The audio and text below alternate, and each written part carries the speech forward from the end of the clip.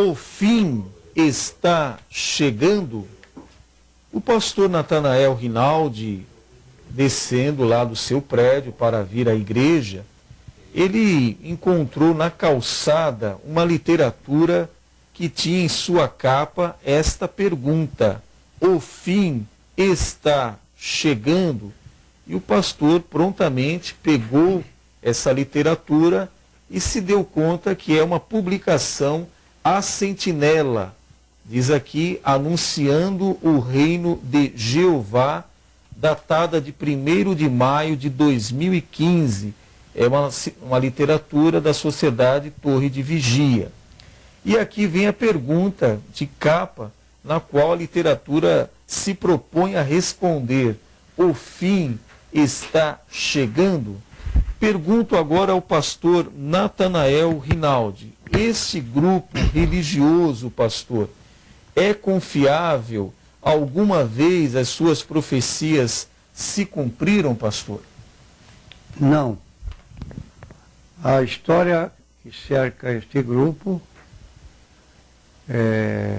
tem gozado de decepção frequentes, porque a grande mensagem que eles estabelecem em todos os seus anúncios para o fim do mundo é a catástrofe do Armagedon. É a grande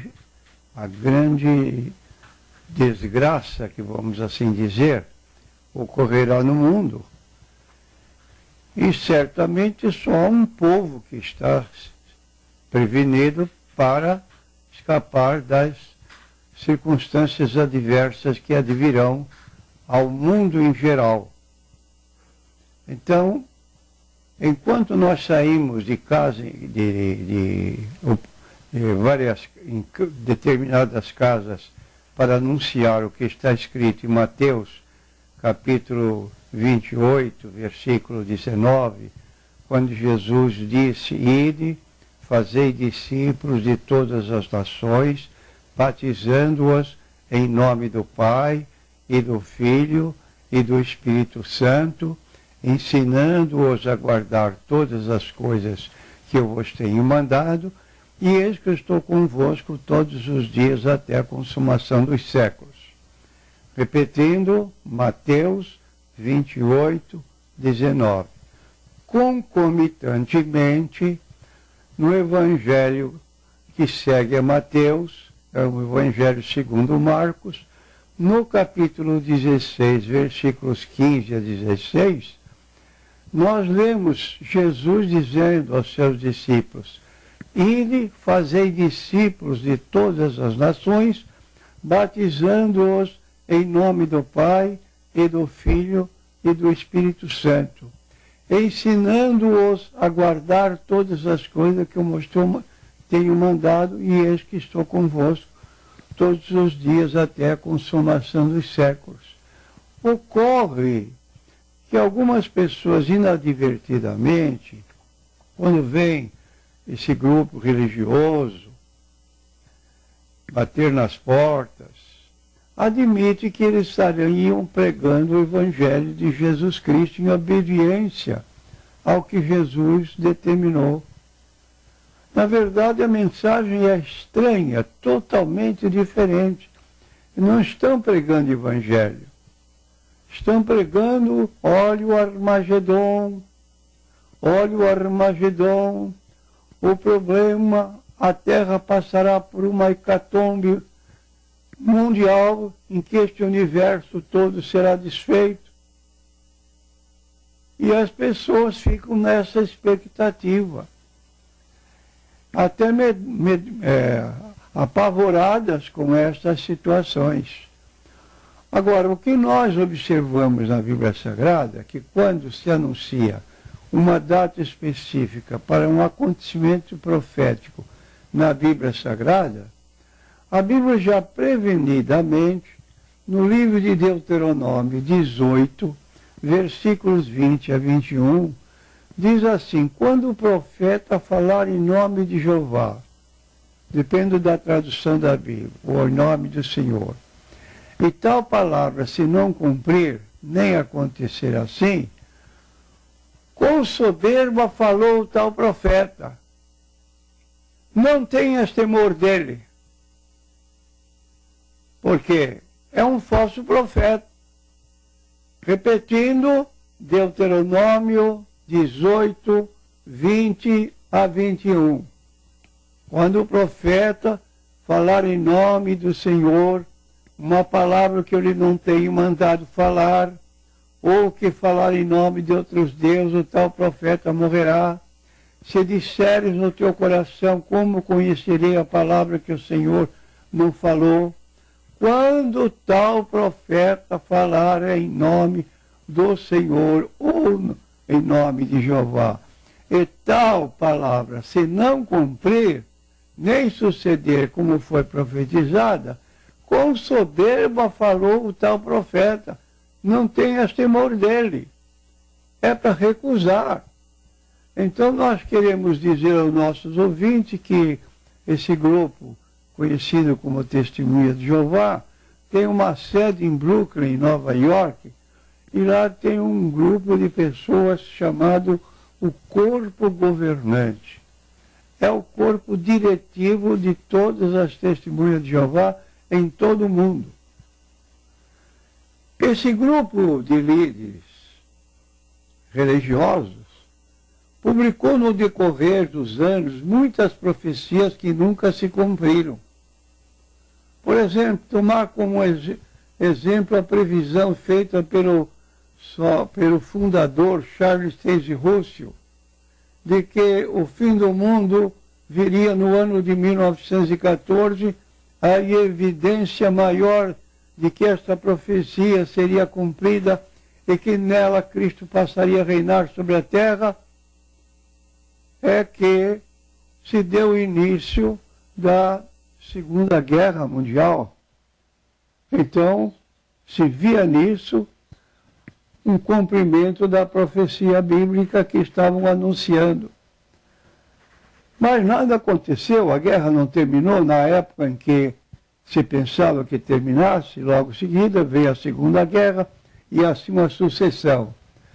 Então, o sucessor de Charles Taze Russell, J.F. Rutherford, também marcou a data do fim do mundo para o ano de 1925. E Rutherford, que se tornou presidente da sociedade, ele mesmo mandou construir uma mansão que deu o título de Beth Sarim, San Diego, Califórnia, Estados Unidos, para abrigar os profetas da antiguidade, Abraão, Isaac, Jacó, que segundo eles seriam ressuscitados em 1925 e aquela faustosa casa seria o abrigo destes homens da antiguidade, e quando chegassem então, o presidente que ocupava aquela casa cederia o lugar para esses homens do passado. Mesmo após o não cumprimento de tais profecias, alguns anos mais adiante, o fim do mundo ganhou uma nova data. Quando se daria o fim do mundo? 1975. Em 2075 se cumpriria então 1000 anos, e aí neste período se daria então essa catástrofe universal. Nós aqui no Brasil tivemos, de acordo com o Estado de São Paulo, jornal, uma reportagem de um terceiro presidente chamado Nathan Nor. Ele esteve no Pacaembu com uma assistência de 40 mil pessoas, na sua maioria Testemunha de Jeová, afirmando que então, nessa data de 1975, desceriam do céu 200 milhões de anjos. Causariam a maior catástrofe mundial. Naturalmente, desta catástrofe só escapariam as testemunhas de Jeová. E a apreensão, então, começou 1000 anos de 1975 a 2075. Esse período seria o período de tribulação que ocorreria no mundo inteiro. Acabou os 2075 anos e nada ocorreu. De modo que estas profecias feitas esporadicamente, todas com relativas a uma situação chamada Armagedon, para pessoas que não conhecem Bíblia, que não têm uma orientação clara, real, verdadeira da Bíblia Sagrada, essa pessoa fica num estado de tendência, de pensando naquilo que vai acontecer. Então, quando o profeta, repetindo o que já disse, quando o profeta falar em nome de Jeová, e a palavra não suceder, esta é a palavra que Jeová não falou, o profeta proferiu-a presunçosamente, não deves temê-lo. Tradução do Novo Mundo das Escrituras Sagradas que estamos fazendo referência. E assim há uma sucessão de pontos doutrinários estranhos que levam a pessoa sob um tipo de viverem preocupadas com novidades no campo de pode, não pode, pode, não pode, pode, não pode. E a família fica passando um estado de situação preocupativa.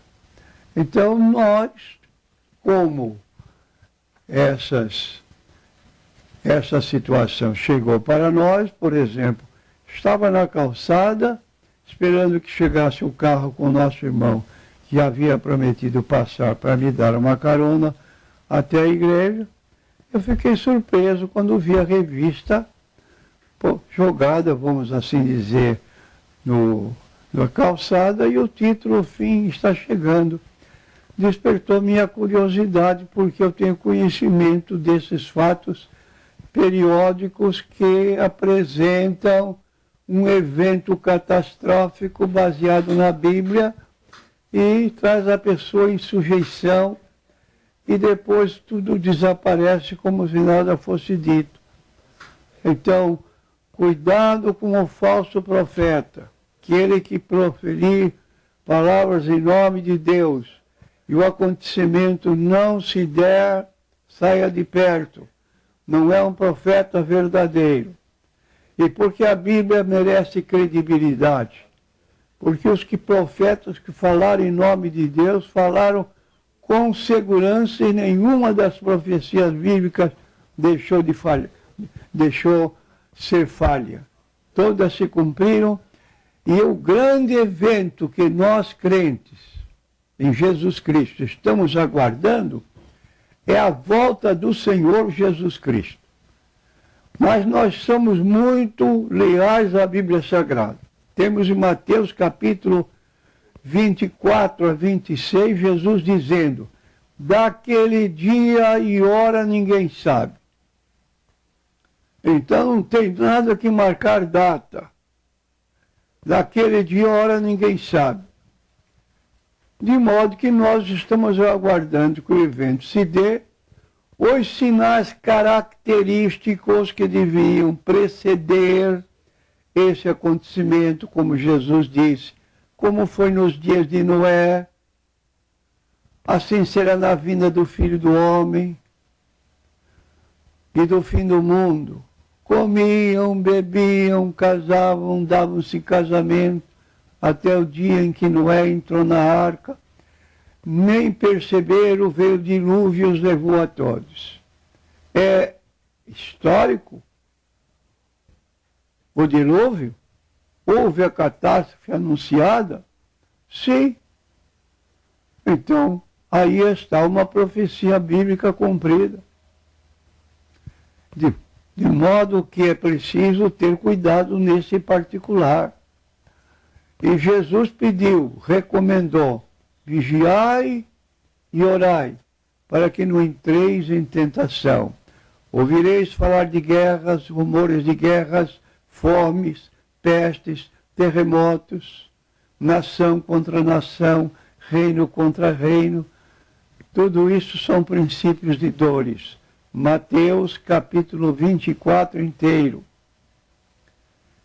E é o que nós temos que anunciar, e sabemos que a nossa cidade está no céu, como Jesus declarou aos seus discípulos.